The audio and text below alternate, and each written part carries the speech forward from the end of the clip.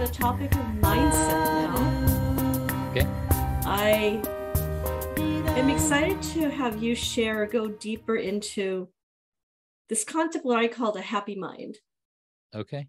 And there are various schools of thought. Some people come at it from a more clinical perspective, saying it could be about your genetics and your DNA. Others might say it's really something that you create through habit and neuroplasticity. I would love to hear it from the perspective of someone who has created something that I feel is a pure reflection of their passion and purpose, leading now to continuous growth. Mm-hmm. And now that you are in this space of home studio and helping others who are also entrepreneurs, how does mindset play a role? And what can you say about that in your day-to-day life? Okay. Mm-hmm. So now I mentioned in the past that I was introduced to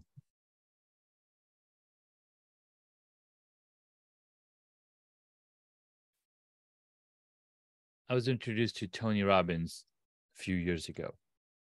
The thing that he talks about was personal power. Why is he focusing on personal power? And this is a business motivation, because every single business involves a person inside it. A business is created by a person. So the mindset is the monumental point on that is going to enable you to get to that next level. Not fixing, but clearing, and having a clean or open mindset is going to help you a lot more to grow than anything else. So I don't know if that makes sense. But because when you talked about the beekeeping in the last episode, in part 1, in the passion and purpose one, you talked about how when you recognize your son having the need for having, what do you call it, overcoming the allergy issues and needing the right local bees, that required a growth mindset that you had just enough knowledge, but now you had to push through and learn something new. Yes. And I think it would not have been possible if I didn't take advice and take action. So one thing is you can have a positive mindset. You can have a good mindset around something and keep learning and learning. But you're only going to go as far as the people that are around you. What do I mean by that? So in 2017, for 6 months, I watched a ton of beekeeping videos on YouTube. But the last video I watched was this gentleman saying, he's a master beekeeper. He said, hey, if you really want to become a beekeeper, you need to go join a local beekeepers association. It's like, what? A local beekeepers association? Of course. So I typed in the search engine, Virginia local beekeepers. And it just so happened that the next week on a Thursday evening, they were having a meetup. So like, I'm going to go visit. It was like 40 miles away or 30 miles away. It took me 40 minutes. I visited with them, listened to the people that were talking. And then I talked to the organizer and she's like, you know what? There's another beekeepers meetup very close to where you are. I'm like, oh, perfect. So the week after I went to that one and they mentioned, hey, we're doing a beekeeping class in January or February. You want to join? And then, we'll teach you how to become a beekeeper. It's like, yes, absolutely. So when you're around people who are experts in this space or who are actively pursuing this, you will find the motivation. You will find the support needed for you to be able to achieve that thing that you're looking to achieve. No. That's so true. I think that even having masterminds like you and I belong to a common mastermind, that is driven by this desire for entrepreneurships who want to learn how to make passive income. But these things don't just come to you through osmosis. No, it doesn't. You have to actively go and look for the information. You have to actively go and find the people who are going to be your cheerleaders. Yes. Yes. And the more you continually grow through that growth mindset, I think that you start connecting through like the N degrees of separation through those people who will know the right people. And Yes. you were saying, it's not just about what you know, but the people you know. That's so true. Absolutely. And the more people that you're around, the more energy flow and energy exchange you're going to happen as well. Now, speaking about mindset as it relates to happiness, can you describe the evolution of how your mind may have at some point experienced the not so happy states and how you've been able to overcome that? Because happy mind might be a misnomer. As far as I can tell, not all of us can always be in that state of conditioning where we feel happy. So it might be a more internal thing. Maybe you could speak to that. Absolutely. So one thing that I've realized over time, and you probably realize, is you can't be in one state unless you're dead. Now, if you look at these sound waves, there's up and down. If you feel your heartbeat, there's up and down. There's always a cycle. There's always the day and the night. So a state of happy mindset means that you're capable of looking at the bright side of things and learning from the dark side. Now, yes, I do feel depression, or not just depression, but I feel down moments because it's impossible to stay, in one state. So you need the other side of the contrasting experience to appreciate a happy mindset. Now, I recently watched, you can pretend to be happy, but that's going to then start to affect your overall mindset. It's going to affect your overall behavior around things. We recently came to a close of season 3 for Ted Lasso. I don't know if anybody's on this show seen Ted Lasso. If you haven't, please go watch it. I'm not going to say anything about it, but there's a ton of moments in there that have a teachable moment. If you've seen the movie Inside Out, the Pixar animated film, it's a very clear example of how the human mind works. You got to have all of these emotions to make you whole, and you can have a happy and a sad thought in the same moment. Totally fine. It just means that you're being more mindful of where you are and where you're putting your energy into. I like the way you described that. When I meditate, my approach is that of someone who is observing. So let's say you are sitting on a rock near a river. You see the leaves floating through. Am I going to say, I am the leaf, I need to jump into the water and go grab the leaf because that's the leaf that I am? Or am I an observer of the leaf, and the leaf are the different conditional emotions and thoughts? Yeah. And not to say that you are completely detached all the time, but at least having the ability to mindfully recognize those and understanding their place in your life. So yeah, I suppose that, again, tying back to entrepreneurship, there'll be different emotions that you feel at different points. That's true. And those emotions are very important. You just have to make sure that you note the emotion, and having a goal set, or having a mind, or having defined goals for every month or every 90 days is also something that's going to help you stay on track. So just like when a plane takes off from LA to go to New York, it's not always going to be pointing in New York. It's going to be pointing in different directions. But throughout the course, they keep correcting the course to make sure that they land at the right airport. So just like that, you want to make sure that you have a plan in place that helps you guide, that helps you get to that target point that you're trying to reach. Yes.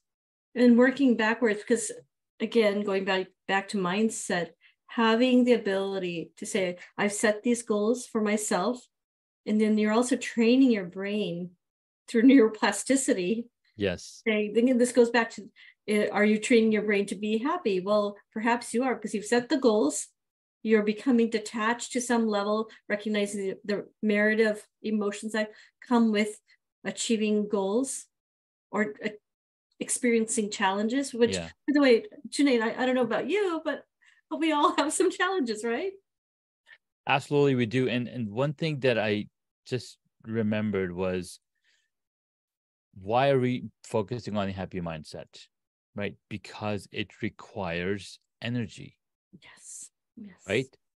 To be not happy is by default. That's the default state, to not be happy, right? So you have to effectively focus on being happy, or not just being happy, but in a positive mindset. Because by default, if you take away any types of electricity, the first thing that goes out is the light. So darkness is by default, right? If there's no light, it's default darkness. So the energy that we have, that we brings the light in. So instead of focusing on the darkness, you can probably focus on the lightness. And I'm so glad you've brought this up, because at different points when I've brought up this topic for this month for Happy Mind, there have been different reactions. Some of them are like, well, you can't just be a happy mind. You can't force people to be happy. But it's really about energy. It's about how do you want to conscientiously, proactively channel the energy, and recognizing that at any one point, something can go awry. I was just talking to you a couple hours ago, or maybe less, saying while we were on a call, I said, oh, my dad just texted me saying he has COVID, And so, but you need to continually channel that energy to maintain the ability to complete the goals you've set for the day. Absolutely. So, I mean, we all would like to just say, okay, well, end of the day's over, something bad's happened. But no, right? That's so true. And based on how many seconds we have per day, right? 8,400 seconds. And if somebody says, okay, somebody gave you $8,000, and 10 of those dollars is not good, are you going to throw away the rest of the $8,000? Like, no. So take the entire day as the same thing. If something happens in that 10-second moment, are you going to waste that entire day just thinking about what happened wrong? No, you're going to be a goldfish and forget about what happened and focus on what you can do to change the narrative. So that does bring us back to the energy concept, though. You were saying that you are going to be aware mindfully of the goals that you've set, recognizing things will go awry, then being the goldfish, trying to keep your attention to what is at hand, focus. And I believe a lot of what you've talked about to create this dream come true for you is that you had single-minded focus. Yes, I'd like to think so. That I had a single-minded focus, but yes. Yeah. So as an entrepreneur, I hope that those who are listening to this realize that the happy mind is really a prescription, or perhaps a framework around how to approach your entrepreneurship. 100%. Now, it's fun to put you on the spot, Junaid, and you deal with it really well. Coming full circle on the concept from our last podcast on mindfulness, passion, purpose, and now on happy mind and entrepreneurship. What are the 3 things that just come to your gut reaction for those who are maybe, maybe they're emotionally struggling. They're experiencing the dark days of coming through that journey to see what is on the other end as an entrepreneur. What could you offer to them? Well, one thing you want to do is if I'll give you a very simple example. Let's say you have a plate of food, you finish your food.